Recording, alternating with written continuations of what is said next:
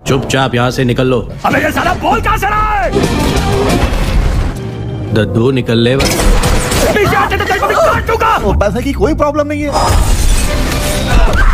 ये अभी ट्रेलर है, पिक्चर अभी बाकी है। मैं बोला है ना, पिक्चर अभी बाकी है। आइए देखते हैं, मजा आएगा।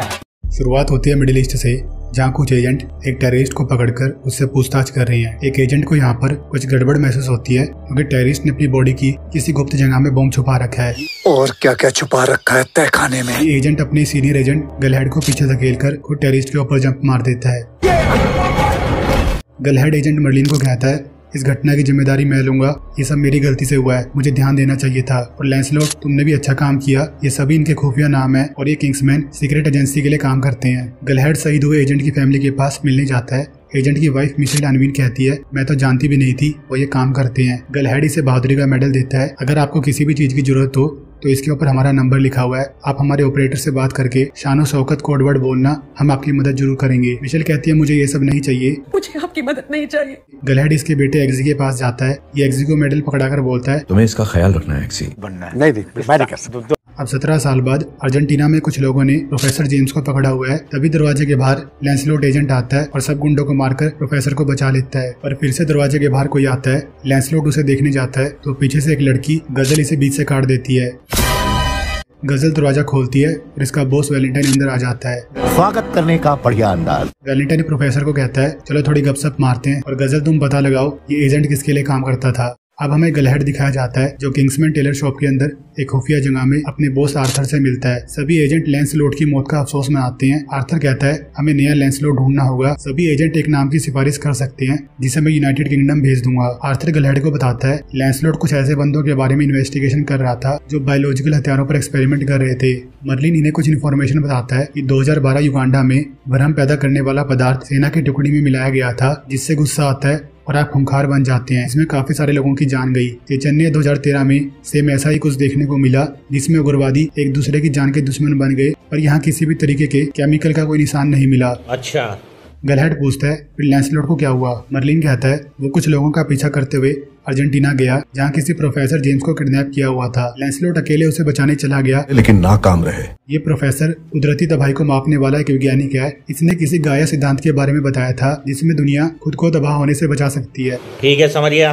पर अजीब बात यह है कि ये अब लापता नहीं है और आज सुबह इन्हें इंपेरियल कॉलेज में देखा गया। एग्जी अब बड़ा हो चुका है। इसने गले में बहादुरी वाला मेडल पहना हुआ है जो गलहेड ने इसे बचपन में दिया था। एग्जी की मोम मिशेल मजबूरी में किसी डीन नाम के बंदे के साथ रहने लग गई है जो एग्जी से काफी बदतमीजी करता है और इसकी मोम को भी पेलता है। सिगरेट लेके और तेरे लिए लॉलीपॉप लेकर आना। एग्जी अपने दोस्तों के साथ एक पब में बैठा होता है जहाँ डीन का भाई ब्रूक इसे झगड़ा करता है। चुपचाप यहाँ से निकल लो। एग्जी यहाँ से चुपचाप बाहर निकल आता है। बाहर आके पता लगता है एग्जी ने ब्रूक की गाड़ी की चाबी चुरा ली है। एग्जी गाड़ी लेके भाग जाता है।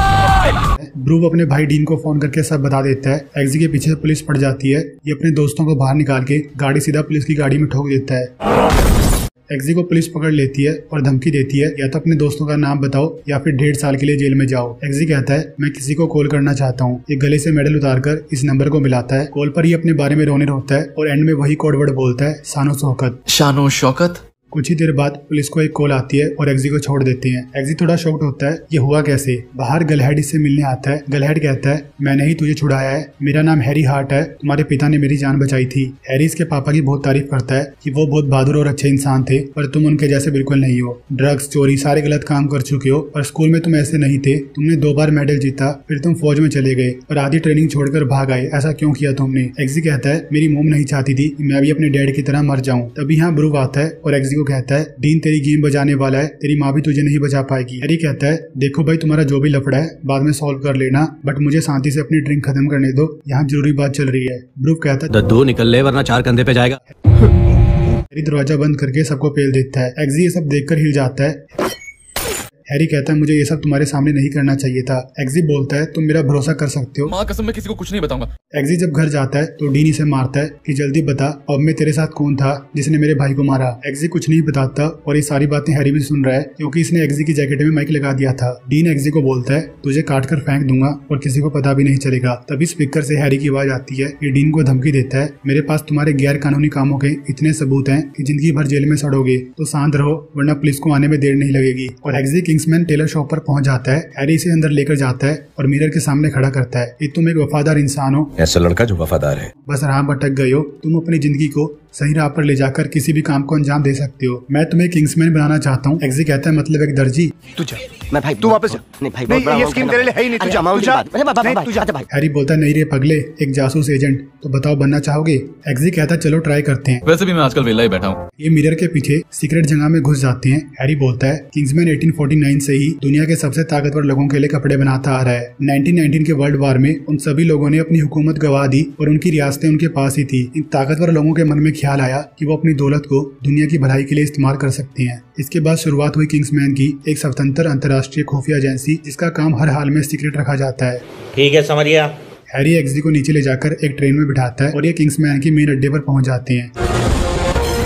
ये सब देखकर एग्जी का मुंह खुला रह जाता है। हैरी से बताता है कि मेरा खुफिया नाम गलहेड है। मर्लिन इनका वेलकम करता है और हैरी को एक रूम में भेज देता है जहां और भी बच्चे हैं। मर्लिन सबको कहता है तुम सभी दुनिया के सबसे मुश्किल कामों से रूबरू होने वाले हो और सिर्फ एक बंदा ही अगला लैंसलॉट बनेगा। मर्लिन कहता है अगर यहाँ के बारे में किसी को बताया तो तुम्हारी लाश बॉडी बैग में लिपटी हुई मिलेगी। रॉक्सी नाम की लड़की एग्जी से थोड़ी दोस्ती करती है। रॉक्सैन, तुम रॉक्सी बुला सकते हो। 3 लड़के चार्ली, डेबी और रुफूस एग्जी का मजाक उड़ाते हैं। ये पक्का सड़क छाप है। वैलेंटाइन मरे हुए लैंसलॉट एजेंट की छानबीन कर रहा है जहाँ एक बंदे से बात कर रहा है कि ना सीआईए को इसके बारे में पता ना तुझे पता, आखिर ये था कौन। चलो कोई बात नहीं, पर इसे ऐसे कैसे भुला दें? तुम जानते हो मेरे पास पैसे की कोई कमी नहीं है। मैं आराम से MIT से रिटायर होकर कहीं बंगला खरीद के हुक्का पेल के आराम से अपनी जिंदगी बिता सकता था। किसी ने मुझे नहीं कहा कि दुनिया को बचाओ, लेकिन मुझे बचाने का था। मैंने बदलते मौसम के लिए सालों तक खोज की, अरबों डॉलर खर्च किए। मैंने जब दुनिया पर नजर डाली तो पता लगा इसकी हालत तो खराब है, इसलिए खोपड़ी घूम गई। पिछले 2 साल मैंने बस इस प्रॉब्लम का सोल्यूशन ढूंढने में लगा दिए और मुझे सोल्यूशन मिल गया। इसलिए कान का मैल साफ करो और सब ध्यान से सुनो। मैं जो तुम्हें बोलूंगा वो तुम्हें मानना ही पड़ेगा। और मर्लिन बच्चों के रूम में पानी छोड़ देता है। ये सभी पानी में डूब जाते हैं और यहाँ से निकलने का रास्ता ढूंढने लगते हैं। चार्ली और रॉक्सी शावर पाइप निकालकर सांस लेने का जुगाड़ बनाते हैं, पर एग्जी बाहर निकलने के लिए इधर उधर टक्कर मारता है और सामने वाले मिरर को तोड़ने की कोशिश करता है। मर्लिन सबको पीछे से देख रहा है। एग्जी मिरर को तोड़ देता है और सब बाहर निकल आते हैं। मर्लिन सबको कांग्रेचुलेशन बोलता है और चार्ली और रॉक्सी को कहता है शाबाश, वो सांस लेने वाला जुगाड़ बढ़िया था। और एग्जी 2 तरफा मिरर को पहचानने के लिए शाबाश। चार्ली एग्जी का मजाक उड़ाता है। मर्लिन कहता है जितना मजाक उड़ाना है उड़ा लो, पर मेरी नजर में तुम सब फेल हो गए हो क्योंकि तुम टीम वर्क करना भूल गए। सब पीछे देखते हैं, इनके साथी मेलिया मर चुकी है। मेरे को तो ऐसा धक धक हो रहा है। मेरे को भी हो रहा देखिए। हैरी प्रोफेसर जेम्स को जाकर 2 चांटे मारता है कि तुम्हें बचाने में मेरे दोस्त की जान चली गई। मुझे बताओ किसने तुम्हें किडनैप किया था और फिर छोड़ क्यों दिया? तभी प्रोफेसर के अंदर कुछ धमाका होता है। हैरी को थोड़े चक्कर आने लगते हैं और कुछ लोग अंदर आके इस पे हमला करते हैं। हैरी यहाँ बॉम्ब छोड़कर बाहर कूद जाता है। वैलेंटाइन बोलता है सब किए किराए पर पानी फिर गया। प्रोफेसर जेम्स को भी मारना पड़ा। ये लोग हैं कौन? हमारे पीछे ही पड़ गए। गजल कहती है पर अच्छी न्यूज ये है कि हमारा इमरजेंसी और सर्विलियंस सिस्टम बढ़िया काम कर रहा है। मैं सभी देशों की सीक्रेट एजेंसी से बात कर चुकी हूँ। ये लोग इनमें से किसी के लिए भी काम नहीं करते। वैलेंटाइन कहता है अपने हाथ थोड़ा जल्दी चलाओ, हमें अपने काम को जल्दी अंजाम देना होगा। मर्लिन बच्चों को नया काम सौंपता है कि रात की गलती से तुमने जरूर सीखा होगा कि टीम वर्क कितना जरूरी है। अब सभी यहाँ रखे गए कुत्तों में से एक को चुन लो। तुम्हें अपने अपने कुत्ते को ट्रेनिंग देनी होगी। जब ये ट्रेनिंग खत्म हो जाए तो समझ लेना तुम्हारी भी खत्म हो गई। सभी बच्चे बढ़िया नस्ल के कुत्ते चुनते हैं और एग्जी को एक पग मिलता है जिसका नाम है डेबी। साला फंस गया। और हैरी उस इंसिडेंट के बाद से होश में नहीं आया। आर्थर मर्लिन से पूछता है हैरी ने जो वहाँ की रिकॉर्डिंग की उसमें कुछ मिला या नहीं? मर्लिन कहता है उसमें पासवर्ड लगा हुआ है, इसे सिर्फ यही खोल सकते हैं। एग्जी इनके पास आके पूछता है हैरी ठीक तो हो जाएंगे ना? मर्लिन बोलता है उम्मीद तो है, ट्रेनिंग चलती रहती है। चार्ली और इसके दोस्त कई बार एग्जी को परेशान करते हैं और रॉक्सी हर बार मामला शांत कर देती है। वैलेंटाइन अपनी कंपनी में बहुत सारे सिम बनाने में लगा हुआ है। ये अपने घर पर प्राइम मिनिस्टर और प्रिंसेस टिल्डे को मिलने के लिए बुलाता है और इन्हें अपने प्लान के बारे में बताता है। पीएम तो इसके प्लान को मान लेते हैं पर प्रिंसेस नहीं मानती तो ये प्रिंसेस को वहीं कैद कर लेता है। इसके बाद वैलेंटाइन पीएम की नेक में एक चिप डाल के उसे लेजर से बंद कर देता है। होश में आने के बाद हैरी एग्जी को मिलने बुलाता है कि मुबारक हो, तुम आखिरी 6 उम्मीदवारों में पहुंच गए। मैंने सोचा नहीं था यहाँ तक पहुंच पाओगे। मर्लिन यहाँ आकर हैरी को कहता है जब आप प्रोफेसर जेम्स से लड़ रहे थे उसकी नेक में से एक धमाका हुआ था। हैरी पूछता है क्या मेरी डिवाइस ने उन सिग्नल को कैद किया जहाँ से ये धमाका हुआ था? मर्लिन कहता है ये आईपी एड्रेस वैलेंटाइन कॉर्पोरेशन के नाम पर दर्ज है। हैरी बोलता है ये कोई बड़ा सुराग नहीं है, दुनिया भर में लाखों लोग इसके लिए काम करते हैं। एग्जी कहता है वैलेंटाइन का कोई जवाब नहीं है। आपको पता नहीं उसने आज क्या अनाउंसमेंट किया? ये इन दोनों को न्यूज दिखाता है जहां वैलेंटाइन बोल रहा है अब से लोगों को कॉल और इंटरनेट के लिए पैसे नहीं देने पड़ेंगे। हमारी कंपनी ने ऐसा सिम तैयार किया है जो सबके लिए फ्री होगा। हैरी इस वीडियो को जूम करके देखता है। वैलेंटाइन के असिस्टेंट की गर्दन पर सेम प्रोफेसर जेम्स जैसा निशान बना हुआ है। हैरी कहता है इनसे मिलने का टाइम आ गया है। मर्लिन बोलता है अगले हफ्ते इनके घर एक बहुत बड़ी डिनर पार्टी होने वाली है, मैं आपको इनविटेशन दिला दूंगा, पर आपको चौकन्ना रहना होगा क्योंकि जब आप बेहोश हुए थे काफी सारे बड़े लोग गायब हो गए हैं। मर्लिन बचे हुए 6 बच्चों को नया मिशन देता है जहां इन हेलीकॉप्टर से जंप मार के बिना रडार में आते हुए टारगेट पर लैंड करना होगा। जो नहीं कर पाया उसे घर भेज दिया जाएगा। रॉक्सी काफी डर रही होती है।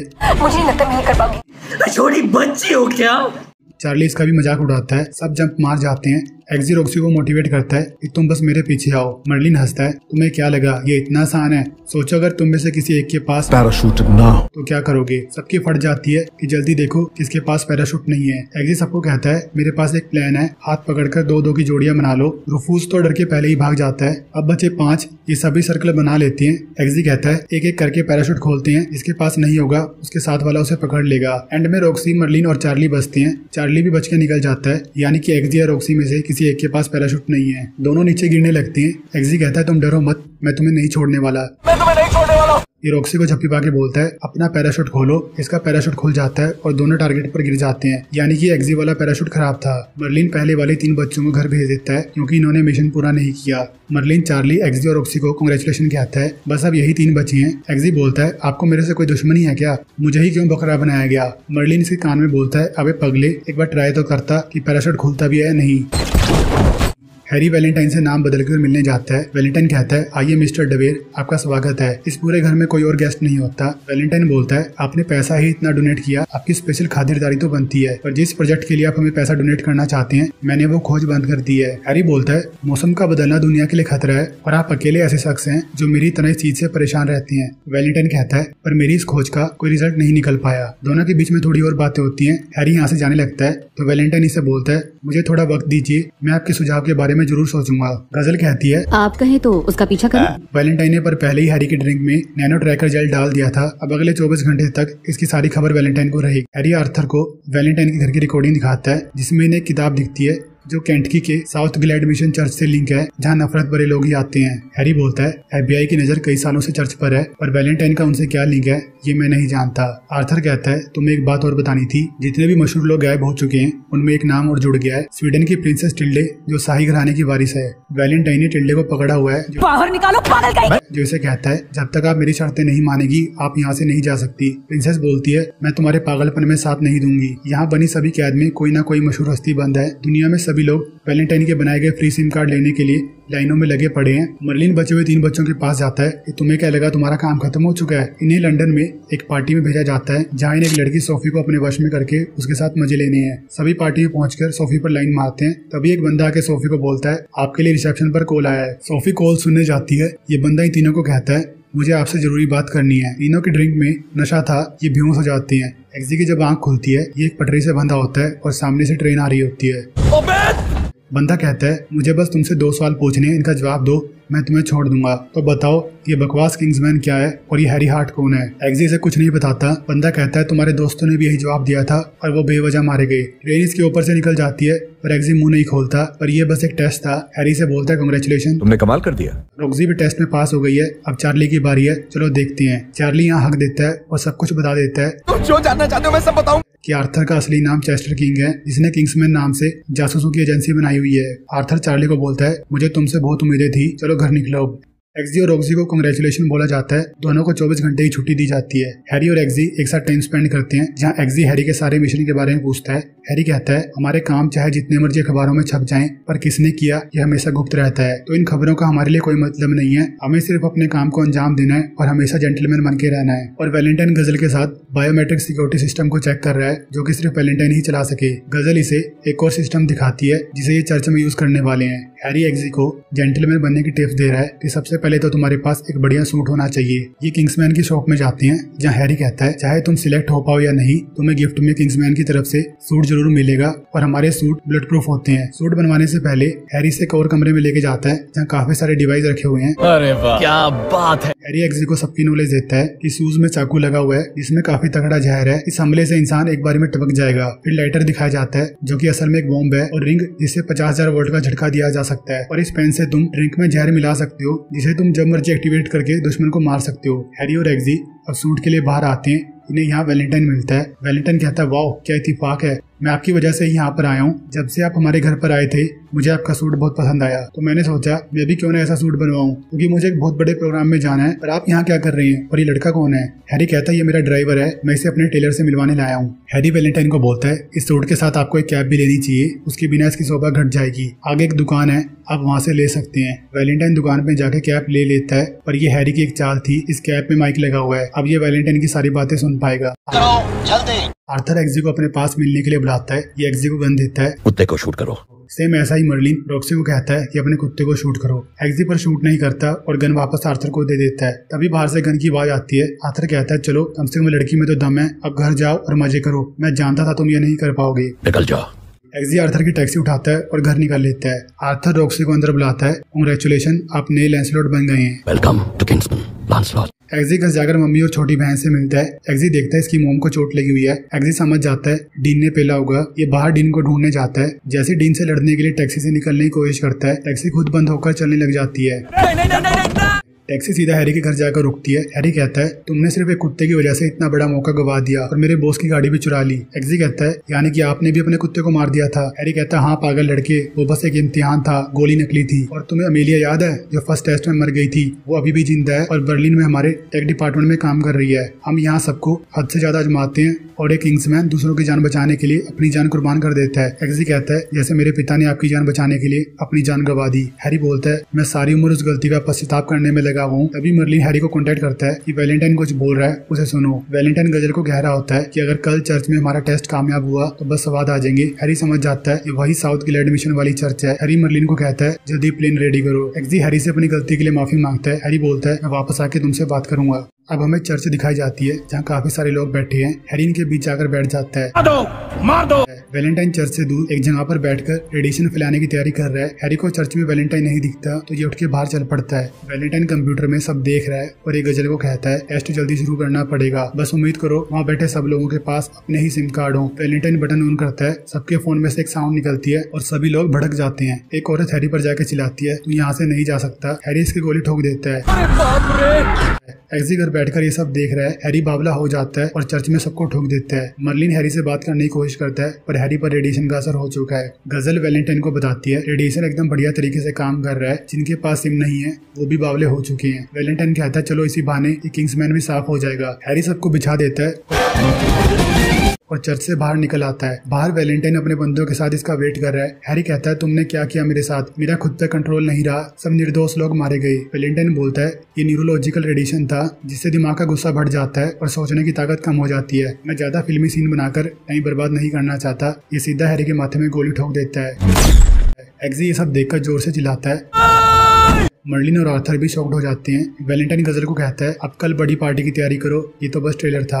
एक्सी सीधा किंग्समैन शॉप पर जाकर आर्थर से मिलता है कि उस कमीनी ने हैरी को मार दिया, अगर उसने ये रेडिएशन पूरी दुनिया में फैला दिया तो सब हिंसक हो जाएंगे। आर्थर कहता है हैरी की रिकॉर्डिंग से वैलेंटाइन का जुर्म सामने आ चुका है, हम उसे बड़े अधिकारी को सौंप देंगे, उसे पकड़ लिया जाएगा। एक्सी कहता है क्या बस इतना ही? आर्थर इसे अपने साथ बिठाता है, ये देखो 1815 की ब्रांडी, इसे हम तभी पीते हैं जब कोई किंग्समैन मर जाता है। हैरी यहाँ आर्थर के कान पर सेम वही निशान देखता है जो प्रोफेसर जेम्स के था। इसे कुछ शक होने लगता है। हैरी बोलता है वैलेंटाइन ने आपको अपने वश में कर लिया। आर्थर कहता है उसने बस मुझे समझाया और मैं समझ गया। आर्थर इसे वैलेंटाइन की बातें बताता है कि कैसे हम दुनिया की आबादी को कम करके इसे बचा सकते हैं, अगर हम कुछ नहीं करेंगे तो कुदरत करेगी, इस तरीके से हमारा फ्यूचर बढ़िया बन जाएगा। एक्सी कहता है कौन मरेगा कौन जिंदा रहेगा ये तो वैलेंटाइन ही तय करेगा ना, वो अपने फायदे के लिए बस अपने रईस दोस्तों को जिंदा रखेगा। आर्थर बोलता है तुम्हें मौका देता हूँ इस नई दुनिया को अपनाने का। एक्सी कहता है नहीं, मैं हैरी के साथ रहना पसंद करूंगा। आर्थर उस पेन वाले डिवाइस से इसे मारने की कोशिश करता है पर एक्सी ने बात करते टाइम ड्रिंक्स बदल दी थी। ये कहता है मैं बेवकूफ नहीं हूँ दद्दू, और आर्थर मर जाता है। एक्सी इसकी नेक से चिप निकालता है